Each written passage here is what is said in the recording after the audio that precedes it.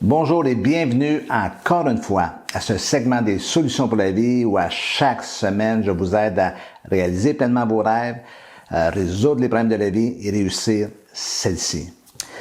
Quel est le poids d'un verre d'eau? Quel est le poids d'un verre d'eau? Bon, j'imagine à m'entendre que vous devez trouver bizarre un peu la question que je vous pose. Quel est le poids d'un verre d'eau? Vous allez me dire que ça dépend du verre. Ça va dépendre de son poids en tant que tel et ça va dépendre évidemment de la quantité d'eau qu'il y a dans le verre. Alors, vous pourriez répondre cela pèse 50 grammes ou 100 grammes ou 200 grammes, peu importe. En fait, la réponse n'est pas si importante que cela. C'est de se pencher davantage sur la question.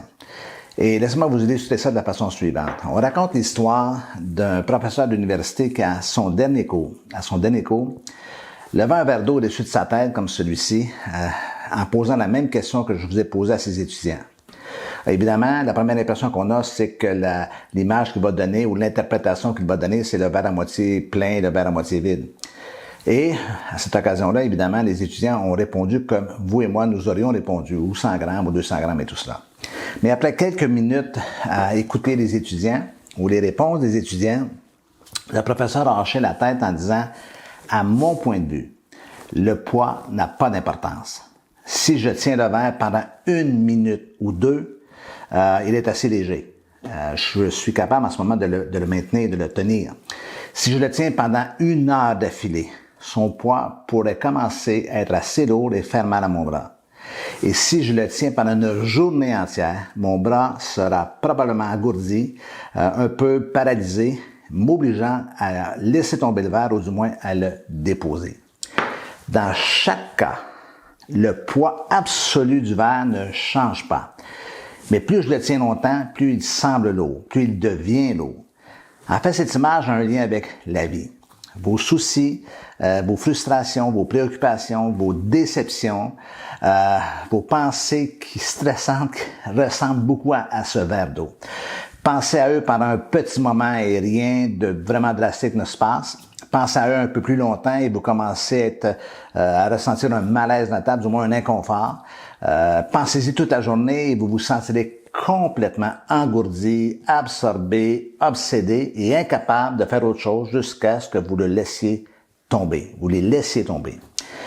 Maintenant, faites la transposition et pensez à la façon que cela se rapporte à votre vie. Pensez à la façon dont vous gérez vos pensées.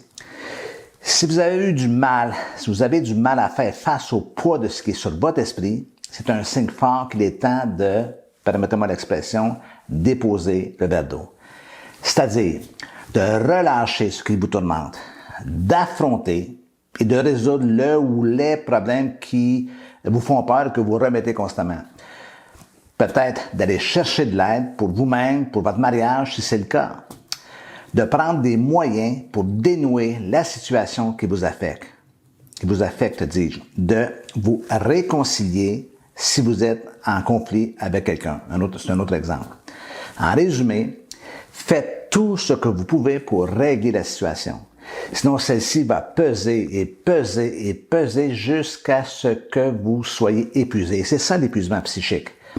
Une personne en charge de sa vie n'est pas sans problème. Elle a appris simplement que les problèmes sont là pour être résolus et tant qu'ils ne sont pas résolus, ils nous affectent, ils nous pèsent. Alors, petit conseil, en cette semaine, faites tous vos efforts pour régler ce que vous devez régler et cessez de remettre à plus tard. Prenez la décision maintenant. Dès que cette vidéo se termine, faites des plans pour passer à l'action. Et rappelez-vous le verre d'eau. Plus vous le tenez longtemps, plus il devient pesant.